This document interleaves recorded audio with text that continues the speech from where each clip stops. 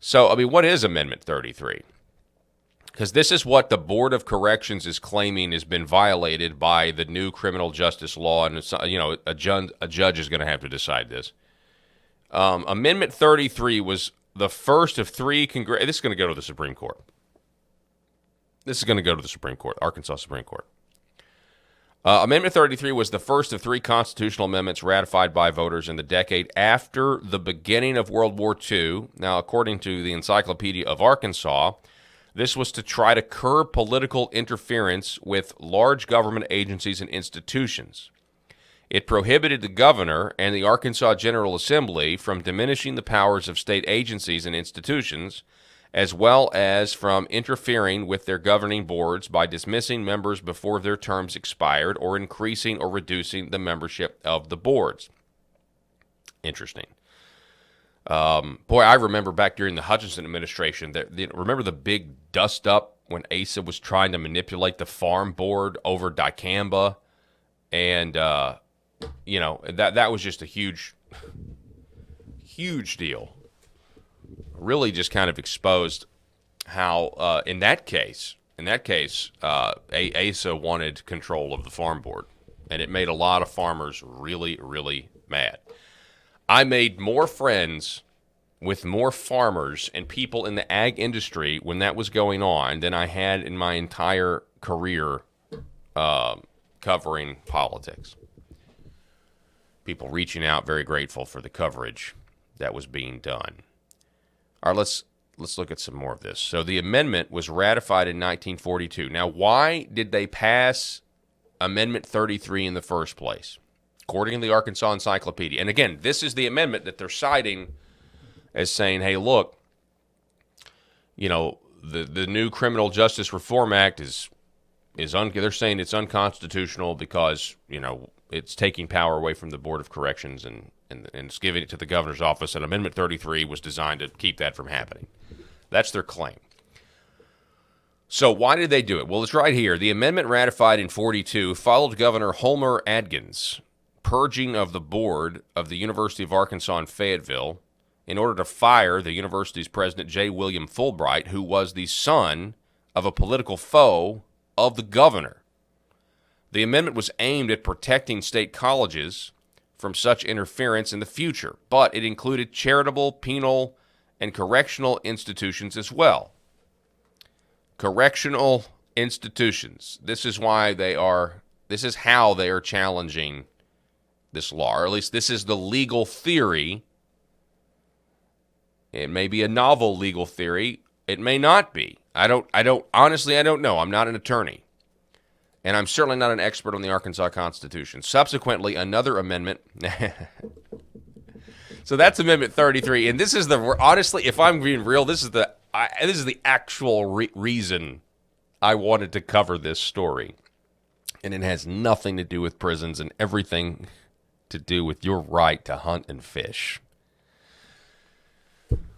According to Arkansas Encyclopedia, after Amendment 33 was passed, subsequently another amendment adopted in 1944, Amendment 35, ensured the independence of the Arkansas Game and Fish Commission, and another in 1952 protected the Arkansas Highway Commission. There's something called a white whale in politics. Everybody's got a white whale in politics. Something that just kind of gets in your crawl and just sticks there and won't go away. I'm not going to lie. This is my white whale. I'll just tell you right now. It just always gnaws at me, especially when you see that scene in Robin Hood, Prince of Thieves. We're starving. We needed the meat, when the kid's being persecuted for killing one of the king's deer. Anyway, this is the learning experience, or something that I think we can learn from. I don't know. This really, I don't even think is debatable. I mean, say what you want about Amendment 33 and the criminal justice. I think with Arkansas, change comes so slow because we're such a bureaucratic state. But I honestly don't think. I mean, I think if you polled, and I don't know this because there are some that like the subjugation. They have like some sort of Stockholm syndrome about it.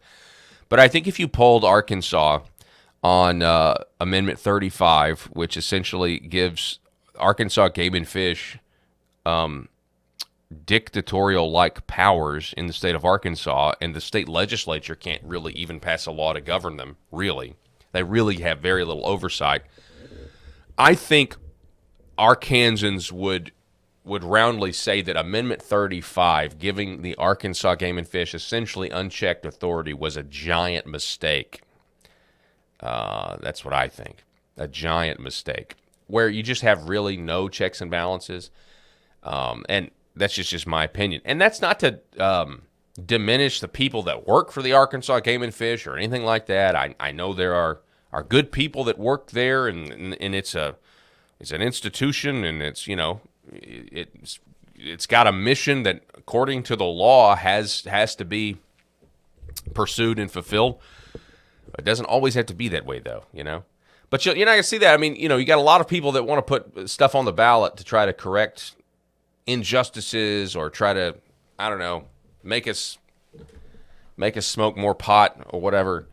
But you don't ever see people trying to correct Amendment 35, which gives, I mean, just unchecked power, from what I can tell. You know, but you do have some of the courts that have certainly reined in their anti-Fourth Amendment positions, where, you know, they actually have less authority, according to court precedent, jurisprudence, you know, correcting what they were trying to do, you know, demanding to see people's papers like some sort of wildlife Gestapo.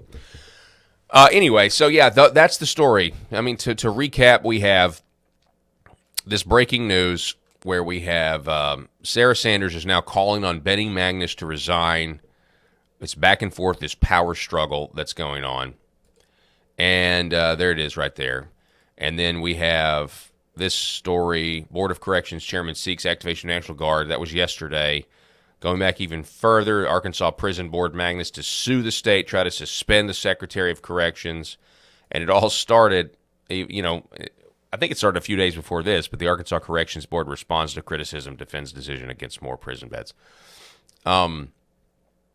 I don't know. You guys tell me what you think about this. Feel free to sound off in the Facebook comments. I mean, I understand and I can hear it really from both sides. Actually, I mean, I guess I would just say, anytime the status quo is being changed, you know, you have pushback from it. You certainly have pushback from it. But at the same time, you also have this pesky Amendment 33. I mean, it says it right there that correctional boards are in there. So I don't know. What I wonder is, was this even anticipated when they were writing the criminal justice reform bill, which was it was a lengthy process. That was one of the closest kept, that back during the legislative session, that was one of the closest kept secrets. They wrote the bill basically the entire session, and it was something that they rolled out at the end, right? Which is typical. A lot of times that happens when you're doing big pieces of legislation. But I wonder if they anticipated this. I wonder if anybody told them, "Hey, Amendment 33, and we're moving the authority around. This may be a problem," you know. But you know what I find interesting? There really wasn't a lot of people that told the previous administration no. I mean, you had that dust up with the Farm Board, but I mean, it really didn't. There wasn't a lot of people that told Asa no. I mean, I feel like there's a lot of people that are telling Sarah Huckabee Sanders no.